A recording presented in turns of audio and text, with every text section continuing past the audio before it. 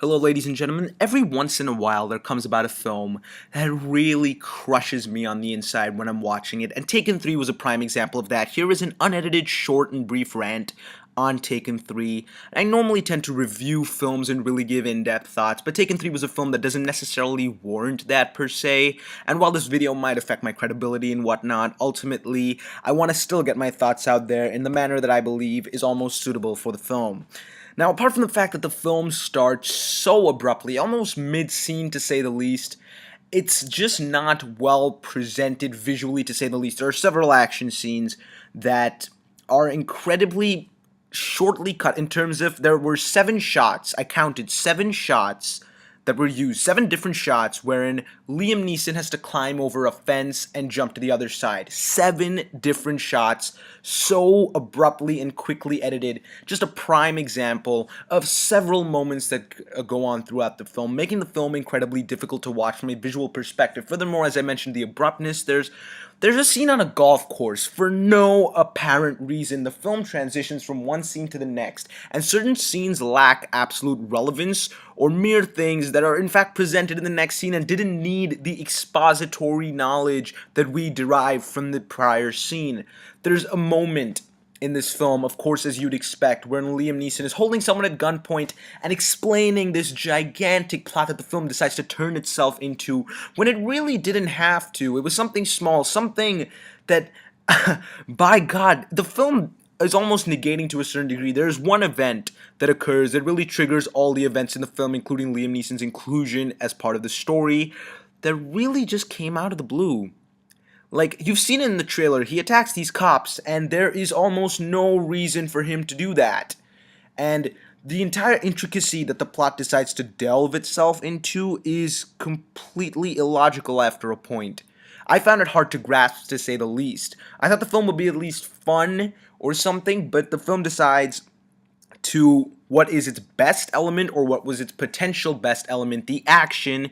It decides to absolutely derail that. It really decides to make these characters, for example, his daughter. His daughter is just this sort of pawn in the film, and you try and have this father-daughter relationship, and a particular moment with bagels that I'm not even going to get into, that is so unnecessarily related to Forrest Whitaker's character.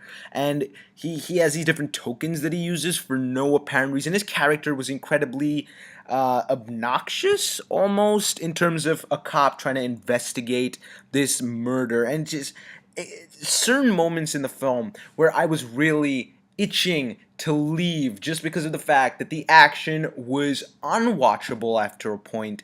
The fact that the story made us, and there are so many incredible conveniences, making Liam Neeson essentially a god in this film. Sure, he might have been a god in the Clash of the Titans series, but he is a legitimate god, surviving things that I believe no human being potentially could, and then they try to explain that, which really doesn't work for the cost of the film, and they do it later on, and it's just really, it's an utter, it was a mess. I'm sorry, ladies and gentlemen. I know this is an unedited, brief rant, as I said, on a film that I had a hard time watching, a film that I was looking forward to a certain degree, a film that for a moment, after the first 2 action scenes, really made me believe, okay, I think the film has toned down now, but absolutely not. This villain that the film kind of builds itself up to, just, what? Really? Completely irrelevant, not even a force by any means. You know exactly where the film is going, play by play,